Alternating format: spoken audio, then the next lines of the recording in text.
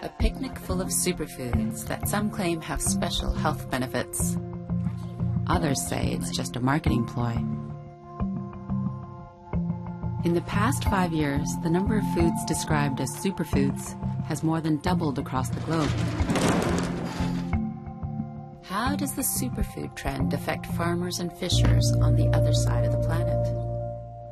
That's the question the superfood chain asks. From ancient grains to coconuts and wild salmon, food trends can lure subsistence farmers and fishers onto an unsettling roller coaster ride of supply and demand. Price hills and valleys, feast and famine. Our next guest, director Ann Shin, put herself and her family in this amazing film about the ripple effect our choices make on farmers and fishing families around the world. And let me tell you, it's such an eye-opener.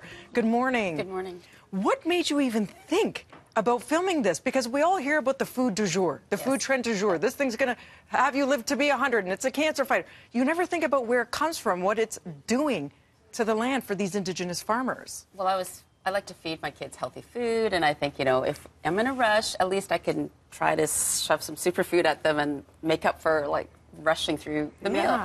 But my youngest daughter asked me one day, well, what is this stuff and where does it come from? And I realized I didn't have a great answer for this. Yes. And so I started researching into where quinoa came from, and that started us on this journey. Takes us to Bolivia. And man, so you look at quinoa, and I mean, what, maybe 5 years ago, nobody really knew who it was here. I don't think I ever ate it until, you know, recently. Yeah. And all of a sudden, it's everywhere. It's exploded. It's in every recipe. People are baking brownies with it. I mean, you name it. And what does it mean for the farmers in Bolivia?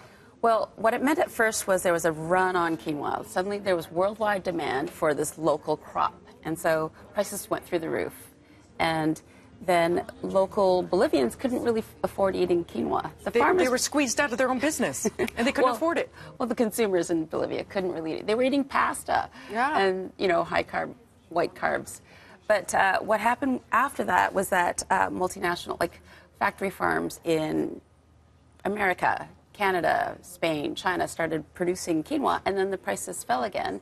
And then all the people who ran in Bolivia to start growing this cash crop, they went out of business. So it didn't help with the sustainability of the crop in Bolivia. You actually have, you know, the Oprah effect in there, too, where the second she puts her stamp on something, man, how it can affect the markets and the farmers. Let's talk about a Canadian story out west. We could talk about wild-caught salmon. So everyone knows that fish is good for you, and salmon particularly is high in omega-3 oils. So there's been a run on wild-caught salmon for a while. There's lots of salmon farms, but wild-caught salmon doesn't have the problems with pesticides and all that.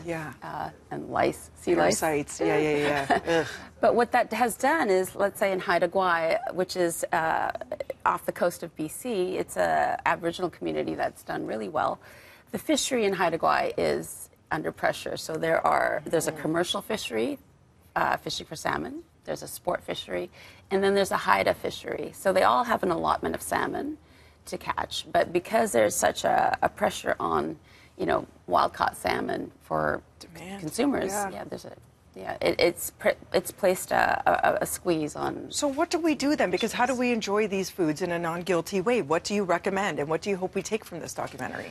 Well, one thing is, I learned it really does make a difference if you buy fair trade. So, for instance, a fair trade organization in Philippines is helping local farmers, one, get the equipment they need to process their coconut so they can sell it, so it can become virgin coconut oil. Without that machinery, they can't sell it to those processing companies. Right. It also helps them fight for their land rights, because farmers around the world are getting pushed off land by different business interests. And so this fair trade organization helps the Philippine farmers. The other thing you can do is think of local alternatives. So did you know, like, the alternative to salmon might be anchovies or sardines? Right. They're smaller fish, way more sustainable. Not as pretty on the plate, you might say. You're not used to, you know, looking at a whole little fish, but it's just as good for you. So everything in moderation, right? So that we don't overwhelm and overload the system. Thank you so much. We're just scratching the surface. Make sure you check it out. It's called The Superfood Chain. The documentary is part of the Planet in Focus Environmental Film Festival. It screens this Sunday at 1 p.m. at the Review Cinema, 400 Roncesvalles Avenue. For more information, thesuperfoodchain.com, or you can also just see it TVO. Yeah, streaming on TVO and airs on TVO as well. Thank you so much. Thank you for Thanks doing for this. having It's me so on. important. Right now, over to Stell.